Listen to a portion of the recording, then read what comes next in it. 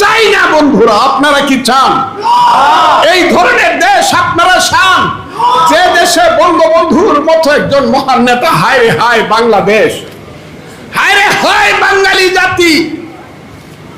একটা লোক জীবনের যৌবন কারাগারে কাটিয়ে ফাঁসির মঞ্চে গিয়ে বাঙালিকে শিখিয়েছে তুমি কে আমি কে, বাঙালি বাঙালি। যে লোকটা একটা আঙ্গুল তুলা দিলে পরে 7.5 কোটি মানুষ এক কাতারে এসে দাঁড়াতো, যে লোকটার আঙ্গুলে হেলনে দেশে মুক্তিযুদ্ধ হয়েছে, সেই লোকটার বাড়ি আগুন দিয়ে পুড়ে দিলেন। সেই বঙ্গবন্ধুর বাড়ি বুলডোজার চালায় দিলেন। কেউ প্রতিবাদ করলো না, সরকার কিছু করলো না, মিলিটারিরা চৌকিদারের ভূমিকায় অবতীর্ণ হইল। 7 জন বীর শ্রেষ্ঠ, সবাই সামরিক বাহিনীর লোক, তাদের স্ট্যাচুগুলা উপর তাকায় নামায়া পা দিয়া পাড়াইয়া পাড়াইয়া বাংলো, থুতু দিল, কেউ কিছু বললেন না। বীর শ্রেষ্ঠ কারা বন্ধুরা? বীর উত্তম কারা? বীর বিক্রম কারা? বীর প্রতীক কারা বন্ধুরা? মুক্তিযোদ্ধা কারা? আমরা।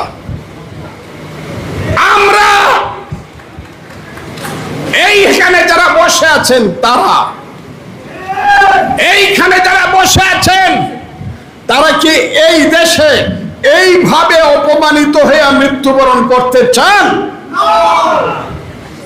হায়রে মন্টু ভাই, আপনি কত স্বার্থপর! আপনি তো গিয়া বাচ্চা গেছেন, আপনি তো মরে বেঁচে গেছেন আমার মন্টু ভাই। আমরা তো বাইচা রয়েছি অপমানিত হয়ে মরবার জন্য। আপনি মরে বাচ্চা গেছেন মন্টু ভাই, আমরা বাইচা রয়েছি গলায় জুতার মালা নেওয়ার জন্য, গালে জুতার বাড়ি খাওয়ার জন্য। মুক্তিযোদ্ধা শুনলেই মারতে আসে। আজকে শুনলাম একটা পরীক্ষা হয়েছে, আগের থেকে ইনকোয়ারি করাইছে, মুক্তিযোদ্ধার ছেলে যারা আছে, মেয়ে যারা আছে, তাদেরকে পাস করতে দেওয়া যাবে না।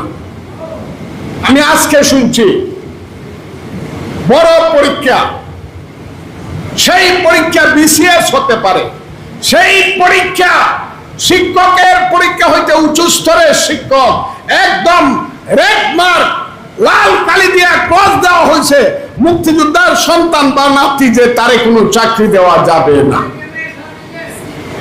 এই যে দেশ, এই দেশে কি আপনারা বাঁচতে চান মাথা নিচু করে নাকি প্রতিবাদ করে মরতে চান? আপনারা বলুন।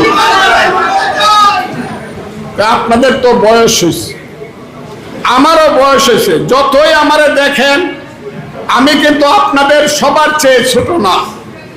আমারও 77 বছর বয়স, আমিও 48 সনে জন্মগ্রহণ করা মানুষ। মুক্তিযুদ্ধের সময় আমার বয়স ছিল 23 বছর। কাজে আমিও খুব ছোট মানুষ না, যে কোনোদিন চলে যাব। আপন ভাই আমার আপন ছোট ভাই 6 বছরের ছোট, এই বাড়িতে আগের দিন মারা গেছে। কাজে আমি যে কোনো সময় চলে যেতে পারি। মৃত্যুর আগে শুধু আপনাদেরকে বলে যাই, মুক্তিযোদ্ধারা, আল্লাহর ভয় লাগে আপনাদেরকে আমি হাত জোর করে বলি, দেশটাকে আপনারা বাঁচান। আপনারা যুদ্ধে যাইতে হবে না, কিন্তু আপনার সন্তানকে আপনি বলেন যে বাবা দেশটাকে রক্ষা করো। 1 2 হইল ঘরে বসে বসে এখন এমন টেকনোলজি আছে, প্রত্যেক মুক্তিযোদ্ধা তার জীবন ইতিহাস বলেন। আপনার দেশের মানুষকে বলেন, রাজাকার আল বদরের হাতে দেশ ছেড়ে দিব না, রাজাকার আল বদরকে দেশের প্রধানমন্ত্রী হতে দিব না, নেতৃত্ব করতে দিব না। হাসিনার বঙ্গবন্ধু এক জিনিস না। আওয়ামী লীগ খারাপ করছে, এই জন্য মুক্তিযুদ্ধ খারাপ। হাসিনা খারাপ করছে, সেই কারণে বঙ্গবন্ধু খারাপ।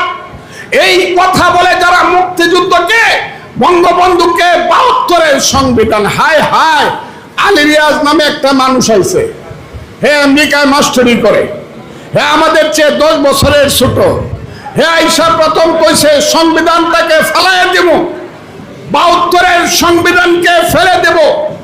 আপনারা কি মনে করেন না এই 72-এর সংবিধানটা 30 লক্ষ মুক্তিযুদ্ধের শহীদের রক্তের আখরে লেখা সংবিধান? এটা আপনারা মনে করেন না? আচ্ছা, আপনারা কারা কারা 72-এর সংবিধান চান এখানে দেখলে তো একটু হাত তুলে আমরা দেখেন তো 72-এর সংবিধান কারা কারা চান? এখানে যদি সংখ্যা যাই হই, আমি প্রত্যেককে একজন 1 লাখ, একজন মুক্তিযোদ্ধাকে 1 কোটি মানুষের প্রতিনিধি হিসাবে গণতে চাই। 72-এর সংবিধান মুক্তিযুদ্ধের 30 লক্ষ লোকে শহীদের রক্তের আখরে লেখা সংবিধান। এইটা সময়ের সাথে সাথে প্রয়োজনে পার্লামেন্টের মাধ্যমে পরিবর্তন করা যাবে, আইনের মাধ্যমে। কিন্তু কেউ যদি ছুঁড়ে ফেলে দিতে চায়, তার বিরুদ্ধে আরেকটা মুক্তিযুদ্ধ অবশ্যই হবে। আমি আপনাদেরকে বলবো, আজকের যারা